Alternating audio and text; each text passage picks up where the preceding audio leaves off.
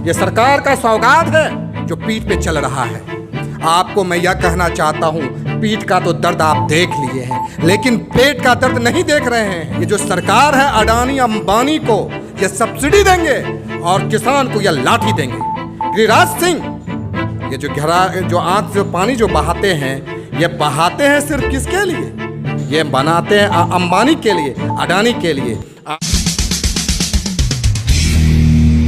नमस्ते, मेरा नाम अनिल शारदा है और आप दी जर्नलिस्ट अड्डा देख रहे हैं। इस वक्त हम बेगूसराय में हैं। बेगूसराय में ये हमारा छठा दिन है। बिहार के भ्रमण पे निकले हैं, बिहार को अपनी नज़र से जानने के लिए। बिहार के अलग अलग ज़िलों में अब भी क्या परेशानियां हैं उन्हें जानने के लिए। और इसी कड़ी में जब बेगूसराय आना हुआ तो यहाँ पे एक ऐसा मुद्दा हमें सामने मिला जिस पर सरकार या तो ध्यान नहीं दे रही है या फिर जानबूझकर सरकार यहाँ से ध्यान हटाने की कोशिश कर रही है। और परेशान यहाँ के किसान हो रहे हैं। और सिर्फ परेशान नहीं हो रहे हैं, किसानों को प्रशासन द्वारा प्रताड़ित किया जा रहा है, उन्हें मारा जा रहा है। और ऐसे बुरी तरीके से मारा गया है कि शरीर पे निशान है, किसी का हाथ टूटा है, किसी के हाथ से खून निकल रहा है। अलग अलग स्थिति में उन्हें मारा गया है। कारण क्या है? कारण जान लीजिए। कारण ये है कि एनटीपीसी यहाँ पे प्लांट है, नेशनल थर्मल पावर प्लांट। ये पावर प्लांट क्या कर रहा है कि यहाँ पे ज़मीन एक्वायर कर रहा है। वो ज़मीन जो किसानों की उपजाऊ भूमि है, उसे अपने प्लांट को बढ़ाना है। किसानों ने पहले देने को रेडी हो गए हैं वो ज़मीन जो उपजाऊ नहीं है, यानी कि जो बंजर भूमि है, किसान देने के लिए तैयार हो गए हैं। बावजूद इसके वो ज़मीन को छोड़ करके आगे बढ़ के, जहाँ पे ये घटना हुई है वहाँ से आगे 6 किलोमीटर आगे बढ़ के सरकार या फिर कहिए एनटीपीसी ज़बरदस्ती उपजाऊ भूमि को एक्वायर करना चाह रही है, जिसे लेकर किसानों ने वहाँ पे जाके रोकने की कोशिश की। करीब 800,000 की संख्या में किसान होंगे। अब यहाँ पर कोई कहे कि सोशल डिस्टेंसिंग, तो मैं कहता हूँ कि ऐसे समय में पालन हो ही नहीं सकता, क्योंकि जब उनकी रोजी रोटी, उनकी ज़मीन छिन जाएगी तो वो सोशल डिस्टेंसिंग का परवाह नहीं करेंगे। वो जाते हैं, अपने ज़मीन को बचाने की कोशिश करते हैं। पुलिस प्रशासन की ओर से उन्हें मारा जाता है, पीटा जाता है, बर्बर तरीके से पीटा जाता है और इन्हें वहाँ से मारकर भगा दिया जाता है। इसके ऊपर बातचीत करने के लिए हमारे साथ, सर आपका नाम? अनिल कुमार अंजान। अनिल कुमार अंजान सर हैं, भारतीय कम्युनिस्ट पार्टी जिला सचिव मंडल सदस्य बेगूसराय जी। इनसे हम इस पूरी घटना के बारे में जानेंगे कि कब और क्या कुछ हुआ। इसके बाद हमारे साथ किसान हैं, वो किसान जिन्हें इस हमले में, पुलिस के हमले में जो चोटिल हुए हैं। किसी के शरीर पे निशान हैं, बुरे तरीके के निशान, खून जम गया है, किसी का हाथ फूल गया है, किसी के हाथ में फ्रैक्चर आ गया। उन सभी से बात करेंगे, बताएंगे कि उस समय की वो घटना के दृश्य क्या रहे होंगे। ये एनटीपीसी के द्वारा किसानों के वैसे उपजाऊ ज़मीन को लिया जा रहा है जो जिस ज़मीन पर ये 3 फसल उगाते रहे। 290 एकड़ ज़मीन उनको लेना है थर्मल के विस्तारीकरण हेतु, छाई निस्तारण के लिए। और आप जान लीजिए कि इससे पहले थर्मल के वजह से वहाँ का अगल बगल का जो भी ज़मीन था वो उपजाऊ ज़मीन पहले था और वो बंजर भूमि में तब्दील हो गया। अब वो ज़मीन जो मल्हीपुर के किसान हैं वे स्वेच्छा से एनटीपीसी को ज़मीन देने के लिए तैयार है और वो मात्र 10 गज की दूरी पर वो ज़मीन है। वो ज़मीन न लेकर के 6 किलोमीटर की दूरी तय करके वो ज़मीन लेने के लिए वो आते हैं, जिस ज़मीन पर आज के तारीख में भी वहाँ के किसान 3-3 फसल उगाते हैं। हम यहाँ यह भी बता दें कि ये वो किसान हैं जिनकी ज़मीन गंगा के कटाव के वजह से ज़्यादातर तो गंगा के गर्भ में पहले ही विलीन हो गया। अब इस ज़मीन पर ही वो अपना भूख मिटा रहे हैं, यहीं से उनको रोटी प्राप्त हो रहा है। अब इस ज़मीन पर सरकार की वक्र दृष्टि पड़ गई है तो मरता क्या नहीं करता। इसीलिए वहाँ के किसान, चाहे वो रामदीरी के हों, चाहे वो जगतपुरा के हों, चाहे वो मराची के हों, ये कसहा मौजा का ज़मीन है जिस ज़मीन पर ये लोग फसल उगाते हैं, जिसका सारा डॉक्यूमेंट्स इनके पक्ष में है। आपने इन्हीं किसानों से पूर्व में ज़मीन दान में लिया है, आपने भूमि अधिग्रहण भी किया है, इनकी ऑथोरिटी को मानते हुए आप अवार्ड भी दे चुके हैं। 212 तक का इनके पास राजस्व का रसीद है, 2012 तक का ये राजस्व रसीद आपने काटा है। ये तमाम तरह का जब राजस्व आपको दे रहे हैं, इस बीच में उसी ज़मीन का खरीद और बिक्री हो रहा है, वहाँ भी आपको राजस्व मिल रहा है। तो फिर ऐसी स्थिति में एकाएक ये कहाँ से ये विडंबना है कि जाके आप उस ज़मीन को लेने के लिए जा रहे हैं। ऐसे भी भूमि अधिग्रहण नियमावली में यह बजाबते ये बातें वहाँ दर्ज है कि विकल्प के अभाव में ही हम, जब कोई विकल्प नहीं बचेगा तब हम जाके उपजाऊ ज़मीन लेंगे, और यहाँ बजाबते विकल्प मौजूद है। तो जो मल्हीपुर के किसान, चूँकि उनसे अब कोई उपज हम उस ज़मीन से नहीं ले सकते हैं, वो जब देने के लिए तैयार है, तो फिर इस उपजाऊ भूमि को आप क्यों तुले हुए हैं, किसानों के पेट पर आप क्यों लात मार रहे हैं इस तरह से जोर ज़बरदस्ती कब्जा करके। इसीलिए जब किसान मरता क्या नहीं करता, इसके खिलाफ वो शांतिपूर्ण तरीके से आंदोलन करते हैं। ये विगत 10 वर्ष से चल रहा है ये आंदोलन। 2019 के चुनाव के पहले भी, तब भी यहाँ के एमपी भारतीय जनता पार्टी के थे, मुख्यमंत्री भी नीतीश बाबू ही थे। आज के तारीख में तो ना सिर्फ एमपी हैं भारतीय जनता पार्टी के, बल्कि वो तो कैबिनेट मंत्री हैं, केंद्र सरकार के मंत्री हैं, और मुख्यमंत्री भी नीतीश बाबू हैं। आपने अखबार के माध्यम से आप देखेंगे कि आश्वासन आप दे चुके कि हमने बात करवा दिया है, किसानों के साथ ऐसी कोई ज़्यादती नहीं होगी। लेकिन ये किसान बार बार छले गए हैं, ठगे गए हैं, और फिर कल के तारीख में जब सूचना मिला कि इनके ज़मीन पर फिर वो बाउंड्री देना शुरू कर दिए हैं, तो ये पहुंचते हैं वहाँ, और वो शांतिपूर्वक अहिंसक स्वरूप से ये धरना के माध्यम से विरोध जताने के लिए ये भी नागवार लगा पुलिस प्रशासन को, वहाँ की अथॉरिटी को, और उन्होंने अंधाधुंध लाठी चार्ज किया, जिसमें दर्जनों किसान घायल हुए। पत्रकार तक को नहीं बख्शा गया, पत्रकार भी लहूलुहान हुए।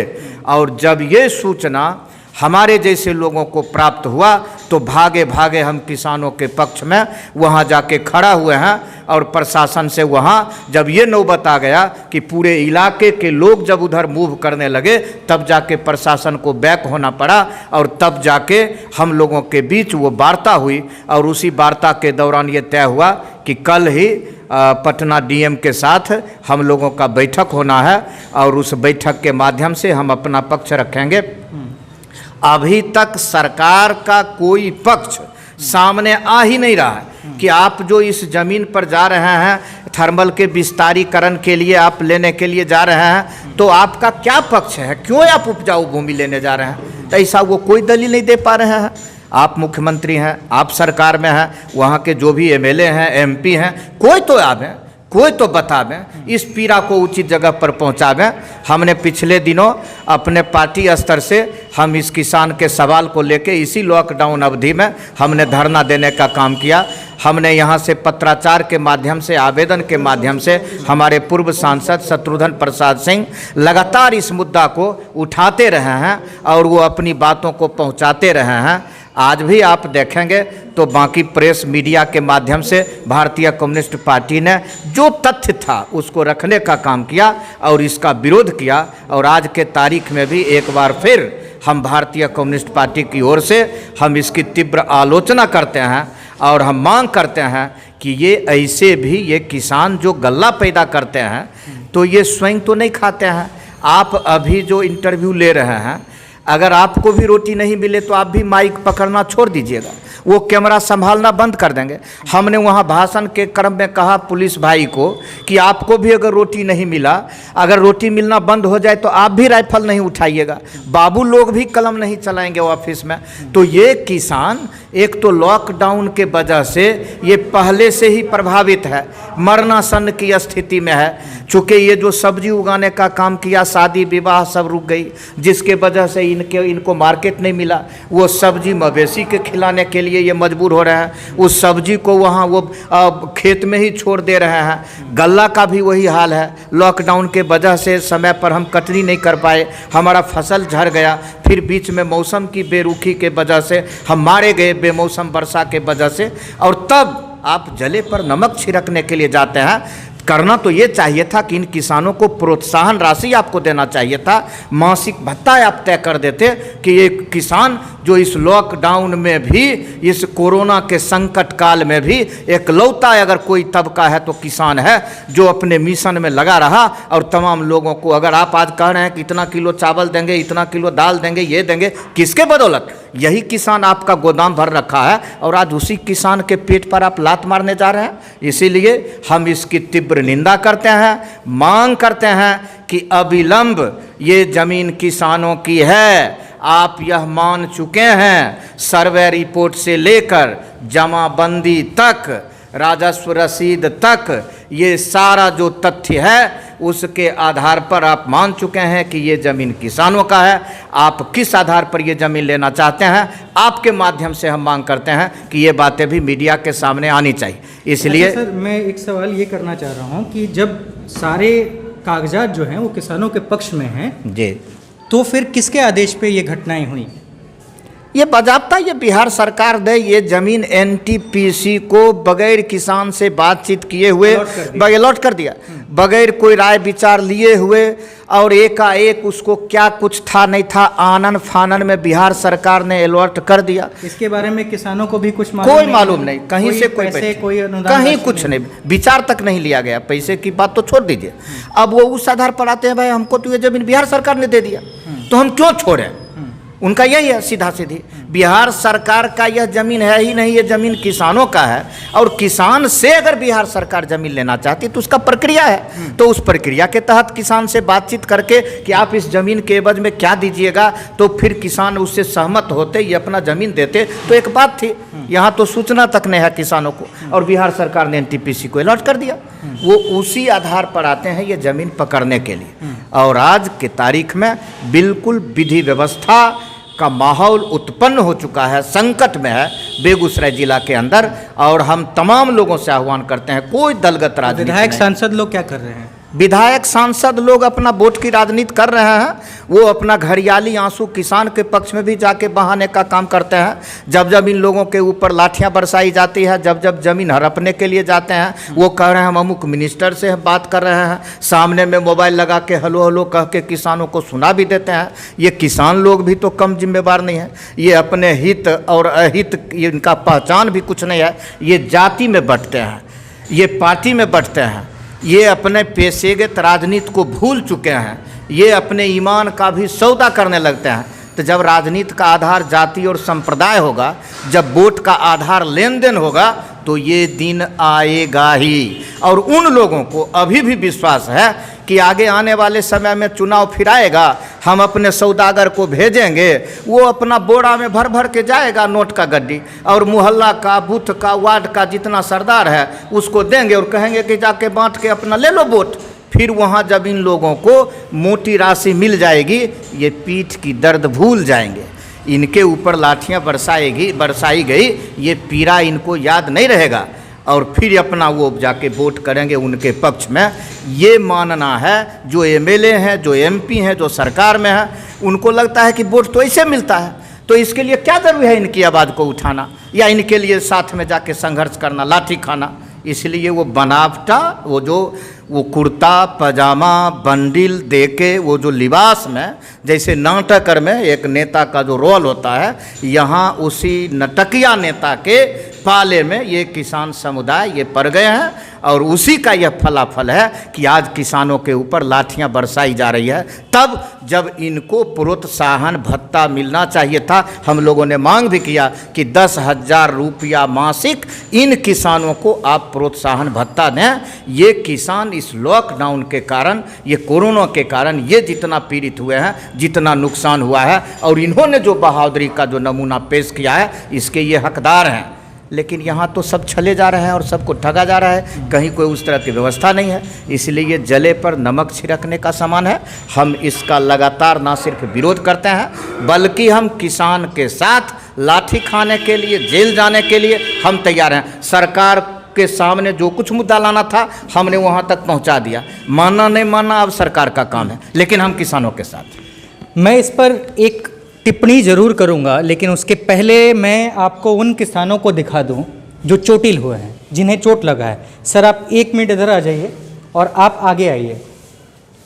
ये कैसे, क्या हुआ, किस परिस्थिति सर में आपको? परिस्थिति हम लोग वहाँ गए थे, पुलिस वाला एक टेंट खड़ा नाम कर। क्या है पहले आप? मेरा नाम रंजीत सिंह है। कितनी ज़मीन है आपकी वहाँ पे? वहाँ पर 5 बीघा ज़मीन है हमारा। आपका सारा का सारा जा रहा है? जी सर, सब ज़मीन जा रहा है। हाँ। तो 5 बीघा ज़मीन है। हम लोग गए वहाँ, टेंट खड़ा कर रहे थे। टेंट 3 बांस हम लोग टेंट को खड़ा किए, इतने में पुलिस आया, एकाएक लाठी चार्ज कर दी। आप लोग टेंट क्यों खड़ा कर रहे थे? धरना प्रदर्शन के लिए। अच्छा, ठीक है। जो कितने टेंट- लोग गए थे आप लोग? हम थे करीब 800 से 1000 के बीच में थे। ठीक है, ठीक है। तो इसके आगे क्या हुआ? उसके आगे पुलिस वाला आया, डंडा चालू कर दिया। 3 बांस तो हम लोग खड़े किए थे, कोई रीज़न नहीं दिया क्यों मार रहे हैं आप? कोई रीजन नहीं दिया। आप लोग जब गए थे तो सोशल डिस्टेंसिंग का पालन कर रहे थे? जी सर, सब दूर दूर में थे। हाँ। उसके बाद जब पुलिस वाला आया, एकाएक पुलिस वाला ही पहले सोशल डिस्टेंसिंग को तोड़ दिया सर। वही 200-250 के जत्था में पुलिस वाला आया और एकाएक टूट पड़ा हमारे जनता। हम लोग गिर गए। वही बगल में खंता जो NTPC हाथ द्वारा सीधा खींचा कीजिए। गया, वो खंता खून रहा था। उसी खंता में हम लोग गिर पड़े। खंता में गिरा के दबार के मारा था कि हाथ पर लगा हुआ है, इस हाथ पर। ये देखिए पाँव में अथी है, देखिए पाँव में देखिए, ये देखिए पीछे देखिए, पूरे ये लाठी से तोड़- जगह है, ये किस तरीके से लाठियां बरसी हैं इनकी पीठ पे, ये सरकार को और प्रशासन को देखना चाहिए। इतना आसान नहीं होता है साहब किसान के ऊपर हमला कर देना, वो भी तब जब लॉकडाउन है, इनकी फसलें बर्बाद हो गई हैं, तमाम चीज़ें इनके साथ घटित हुई हैं, लेकिन आप इनको मुआवजा देने के बजाय इनकी ज़मीनों को छीनने की कोशिश कर रहे हैं। आपको भी चोट लगा है? जी हाँ, नाम मारा है। हाँ, छन्ना सूजा हुआ है। सूजा हुआ है इनका, यहाँ पे जो घुटना है वो पूरा सूजा हुआ है। आप भी गए थे? जी हाँ, वहीं थे। यही सब में बैठके में गए थे, जो शांति रूप से बैठे। कितना ज़मीन है आपका वहाँ पे? जमीन तो कितना है, 8 बीघा नज़दीक। आपका 8 बीघा जमीन है? हाँ। पूरा? हाँ, क्या नाम है आपका? श्याम किशोर सिंह। 8 बीघा जमीन है इनकी। सर आप 1 मिनट आगे आ जाइए, पास आ जाइए आप जरा, ये दिखाइए किस तरीके से इनके चेहरे पर हमला किया गया है। शायद इनकी आंख बच गई है, नाक टूटी है। नाक टूटी है आपकी?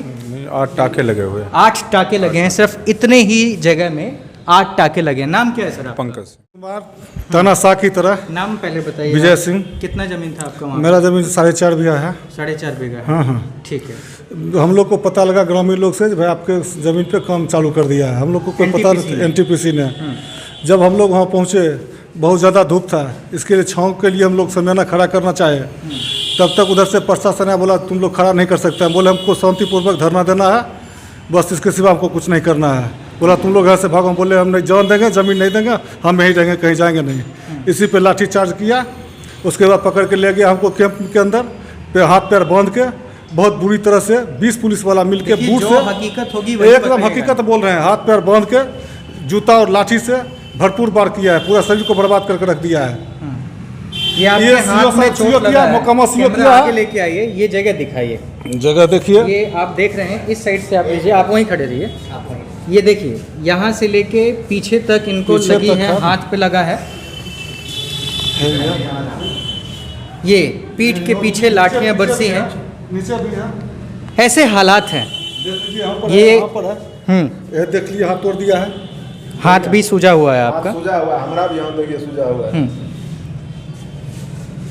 परिस्थितियाँ देख रहे हैं आप। ये वही किसान हैं जो पूरे भारत को अन्न उत्पाद करके देते हैं ताकि उसका भोजन चल सके। आप दिल्ली और मुंबई जैसे शहरों से जब निकल के बिहार और उत्तर प्रदेश के इन गांवों में आएंगे ना, फ़िलहाल तो बिहार में हम बेगूसराय की बात कर लें, यहाँ के किसानों से आके मिलेंगे तो मालूम चलेगा कि एक फसल उगाने में कितनी मेहनत करनी पड़ती है। उसके अन्न उगाने से लेकर के, सिंचाई से लेकर के तमाम चीज़ों में कितना कुछ लग जाता है। और जब ये किसान अपने हक के लिए आवाज़ उठाते हैं ना, तो इन्हें मारा जाता है। पीटा जाता है बिना ये सोचे कि इनका क्या होगा, इनके लिए आप क्या कर रहे हैं, जबकि इस भारत देश में हर साल लाखों किसान अपनी आत्महत्या करने के लिए मजबूर हो जाते हैं इन्हीं सरकार की नीतियों के वजह से। जी, ये काला पड़ गया है, ये पूरा जो है ये काला पड़ गया है। यहाँ पे लाइट की थोड़ी दिक्कत ज़रूर है, इस वजह से पीछे चले जाइए। ये देखिए, ये जब आप लोग देखेंगे तो शर्म आनी चाहिए इस सरकार को और सत्ता को और पुलिस प्रशासन को। पैर में चोट, क्या ये बेरहमी नहीं है? शंभू जी हैं हमारे साथ यहाँ पे। जी, शंभू जी से भी हम जानेंगे ऐसे हालात में आप लोग क्या सोचते हैं। आप लोग यहाँ के युवा हैं, अलग अलग मुद्दों को लेकर के करते हैं, क्या सोच रहे हैं शंभू जी, कैसे होगा ये सब चीज़ें, क्या बदलेंगी ये? इस साइड में आ जाइए। मैं आपको पहले ये बताता हूँ, ये अन्नदाता हैं और अभी ये जो सरकार है अन्नदाता को चाहती है कि यह आत्महत्या करे। सीधी सी बात है, जमीन छीन लीजिएगा तो कैसे ये लोग फसल उगाएंगे, कैसे इनका जीवन यापन होगा। आप देख रहे हैं ये सरकार का सौगात है जो पीठ पे चल रहा है। आपको मैं यह कहना चाहता हूँ, पीठ का तो दर्द आप देख लिए हैं, लेकिन पेट का दर्द नहीं देख रहे हैं। जिनके पास 10 बच्चे हैं, जिनके पास 20 परिवार चलता है 4 बीघे की ज़मीन पर, और उस ज़मीन को आप अधिग्रहण कर लीजिएगा तो कैसे यहाँ पे लोग जिएंगे। मैं कहना चाहता हूँ ये जो सरकार है अडानी अंबानी को ये सब्सिडी देंगे और किसान को यह लाठी देंगे। गिरिराज सिंह, ये जो आंख से पानी जो बहाते हैं, ये बहाते हैं सिर्फ किसके लिए? ये बनाते हैं अंबानी के लिए, अडानी के लिए। आज इन पे लाठी चल रहा है। कहाँ है गिरिराज सिंह? यहाँ के एमपी हैं, कोई जिम्मेदारी उनकी नहीं है। और मैं कहना चाहता हूँ कि हम लोग पढ़ेंगे कैसे जब हमारे किसान अभिभावक जो हैं वो जो फसल उपजाते हैं और उसी फसल को बेच करके हम पढ़ते हैं, उसी फसल को बेच करके हम कपड़ा पहनते हैं। ये सरकार चाहती है कि हम अशिक्षित रहें, हम नंगे रहें, हम उन पे मोहताज रहें, लेकिन ये सवाल ना खड़ा कर पाए। सवाल वो चाहते हैं कि सवाल ना खड़ा हो, और किसान जब तक इस स्थिति में रहेगा खुद वो एक सवाल है। आप कितना चुप कर पाइएगा?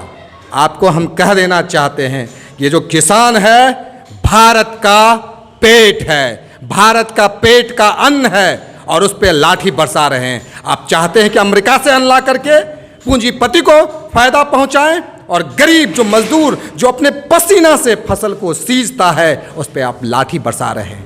हम कह देना चाहते हैं all India youth federation joint secretary of Bihar के हैसियत से कि हम इनके साथ हैं। अगर सरकार गोली चलाएगा तो सर पे कफन बांध करके और सीने को खोल के खड़े रहेंगे, लेकिन किसान को हम जमीन पर अधिग्रहण करने नहीं देंगे, और उसी जमीन को अधिग्रहण करने देंगे मलहीपुर की जमीन जो बंजर पड़ चुकी है। और किनसे हुआ है? उन्हीं लोगों से हुआ है। तो हम यही कहेंगे कि वहाँ के किसान तैयार हैं, भूमि को देने के लिए भी सरकार को चाहिए कि उस जमीन को ले ले। ये लड़ाई यहीं पे समाप्त हो जाएगा, किसान भी अपना फसल उपजाएगा, और ये जो क्या कहते हैं उद्योग लगाना चाहिए लगाए, हम उनके साथ हैं, कहीं पे कोई दिक्कत नहीं है। लेकिन ये नीतीश कुमार और नरेंद्र मोदी, गिरिराज सिंह, ये किसान विरोधी है। इस बात को आप किसान भी समझ चुके हैं, और हम लोग पूर्ण रूप से किसान के साथ हैं। हमने कल बात किया कन्हैया कुमार जी से, पूर्व जेएनयू कैसे, वो भी बोल दिए हैं, वो भी अब आएंगे और इस लड़ाई में कूदेंगे। हमारे अभिभावक पूर्व सांसद शत्रुघ्न प्रसाद सिंह इस लड़ाई में हैं। अभी आप उनसे भी मिलिए और बात कीजिए, और आपको मालूम चलेगा कि कितना इन लोगों पे जुर्म चल रहा है। हम एक ही चीज़ कहेंगे कि किसान के साथ खिलवाड़ मत करो नरेंद्र मोदी, किसान के साथ खिलवाड़ मत करो। और बता देना चाहते हैं यह किसान वही किसान है, उन्हीं के बेटे आपको आर्मी में हैं, इन्हीं के बेटे आपको शिक्षक हैं, इन्हीं के बेटे को साथ आप ऐसा कीजिएगा, इनके भविष्य के साथ खिलवाड़ कीजिएगा तो हम लोग चुप नहीं रहेंगे। यह आर पार की लड़ाई है, इस लड़ाई को हम कभी भी बर्दाश्त नहीं करेंगे। हम हमेशा किसान के साथ थे, किसान के साथ हैं, हमें कोई राजनीतिक नहीं करना है, हम इनके साथ थे, साथ हैं, क्योंकि इनके हक की आवाज़ है। किसी की रोटी को हम छीनने नहीं देंगे, किसी के रोटी को हम छीनने नहीं देंगे, ये क्लियर रखिए बात को। इनका रोटी कोई छीनेगा हम इसके विरोध में खड़ा रहेंगे। बहुत बहुत शुक्रिया। बहुत अच्छी बात इन्होंने कही कि अगर कोई रोटी छीनने की कोशिश करेगा तो हम इनके साथ रहेंगे, आखिरी दम तक लड़ेंगे। मेरा सीधा सा सवाल है, जंगल राज की बात की थी आपने साहब, और जंगल राज को हटाकर 2005 में आप सत्ता में आए। सत्ता में आने के बाद आपने क्या किया, सभी ने देखा है। सड़कें कुछ बनवा दी, बिजली अच्छी आ गई, ठीक है। शिक्षा व्यवस्था की वही हाल है। 5वें ज़िले में मैं घूम रहा हूँ, अब तक घूम घूम के आया हूँ तो पता न जाने कितने स्कैम्स के बारे में मुझे मालूम चला है। बजाबते मैं इसके बाद भी आपको यही बोलना चाहता हूँ कि आप जो किसान हैं, आप जितनी भी जनता हैं, आप जितने भी लोग हैं, अपने हक की आवाज़ अगर आप लोग नहीं उठाएंगे ना, तो हर 5 साल यही चीज़ आपके साथ होगा और ऐसे ही होता रहेगा। आप जब चुनते हैं अपने प्रतिनिधि को, तो उसे चुनिए जो आपके लिए काम करता हो, जो शिक्षित हो, जिससे लगता हो कि आपका विकास, आपका भविष्य सुधर सकता है, आपके बच्चों को अच्छी शिक्षा मिल सकती है।